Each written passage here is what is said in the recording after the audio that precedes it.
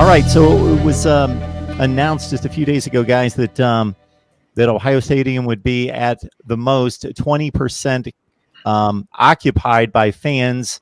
That's been speculation for months, of course, ever since this whole world broke loose in regards to how many people would be allowed in Ohio Stadium due to social distancing.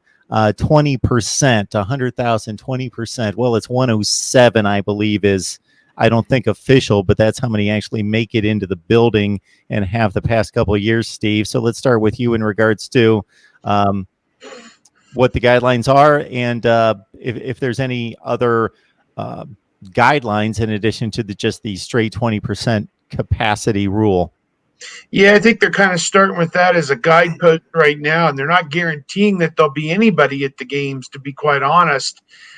Basically, just saying that that's their hope, I guess, as of right now, and that they've offered people the chance to forego their tickets this year in lieu of a donation, tax deductible, I presume, to the athletic department.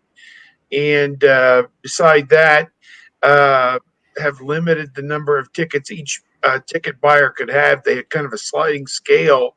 If you're between 2 and 10 tickets, you're going to get 2 per game, it would seem. So, I don't know how it's all going to shake out. Obviously, they got to leave some room for the students as well to attend these games.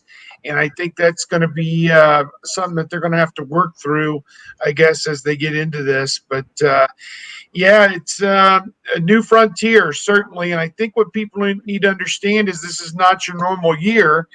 And that, if you don't get to go to all the games this year, then there's a very good reason why. Yeah, and it wasn't just the limitations of the capacity that Ohio State announced. There's no skull session, no tailgating. Everybody in attendance will have to wear masks and observe the social distancing rules and just be mindful of each other. So it's not the new normal, but it maybe for just this year, it's what's going to have to happen.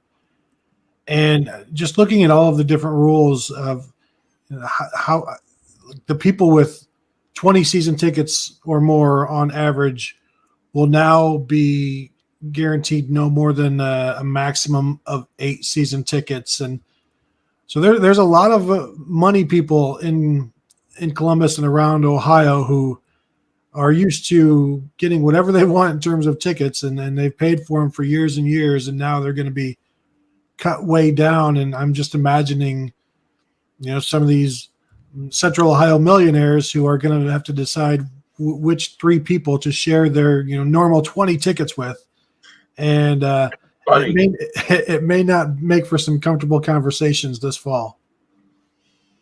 When I envision putting limitations on capacity, I would think it would be even more important to do the social distancing in regards to, okay, if you're going to allow 20 to 25,000 people into a stadium, that's a lot of people, and they could be shoulder to shoulder, or there could be time increments in which you allow, you could open up all the gates and obviously distribute only in several hundred at each gate, line up every 20 minutes, and so forth and so on. And you need to wait at this other holding spot before you then proceed to the gate, et cetera, that would be almost as important as how many people are actually in the stadium. Yeah, no, yeah. And there's also limited concessions. And a lot of this, back when we talked to Gene Smith this spring, when he said 22,000, he was talking about it's also about the square footage of the building and the rules that have been laid down there, where, the concourses and concessions and bathrooms and the gates, just like you said, Mark, all of these different areas. It's not just the seating at all. It's everywhere in the building where they're trying to limit the number of people. And 20, no more than 20% is what Ohio State. Those were the words. No more than 20%. So that's the high end, and hopefully they can hit it. But I would be surprised if anything happens on the high end right now. Florida State fan Phil's in the conversation, along with Pinero 5 Piru, Go Blue in the live chat, of course. El Gallo Negro. We've got Cheryl, big Buckeyes fan, who's asking the first question of the day. in regards to the band and the cheerleaders, which when it comes to a game experience in college football, there's nothing like the band and the cheerleaders adding support to the team, and also obviously more so for the crowd itself.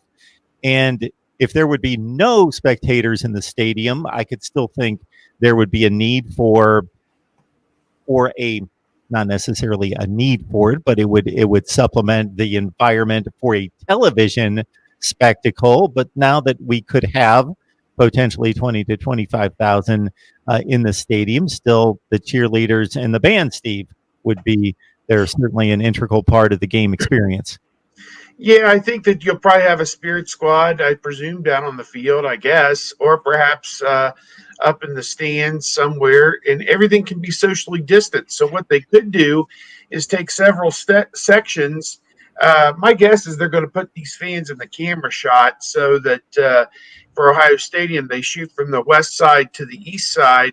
So my guess is the fans will be on the east side primarily of the stadium in the camera shot so that it looks good on television, spaced out as well as they can. And then I think with the band, you could take, a good portion of the south stands by the stadium or by the scoreboard and spread the band out socially distanced 6-8 feet apart, and they could play their music down there. I don't know that you'll have them in marching formation on the field, which is an important part of Ohio State, obviously with the Script Ohio and everything else that they do. But it's a different day and time, and I don't think they're going to do anything that takes any kind of risks this year. I know here in Ohio, they abolished preseason scrimmages for high school football, and that's frustrated some football coaches here. But I think that they did that to preserve the chance of having a 10-game regular season as scheduled. And, if there's an outbreak in a scrimmage, then they're going to probably cancel the next week's game. So, which could be the opener. So I think they're taking every precaution that they can to assure that there'll be some type of a season. And again, I think it all comes back in terms of college football, in terms of the money. I mean, Division III, Division II, a lot of those leagues are out right now. A lot of the 1AA leagues are out and gone because their only source of revenue for those teams are the gate receipts. And people may not be able to attend the games, so why bother staging them? Whereas with the football bowl subdivision 1A, you have at least the television component that can pay some of the freight. So I think that's the hope, at least from the Big Ten standpoint,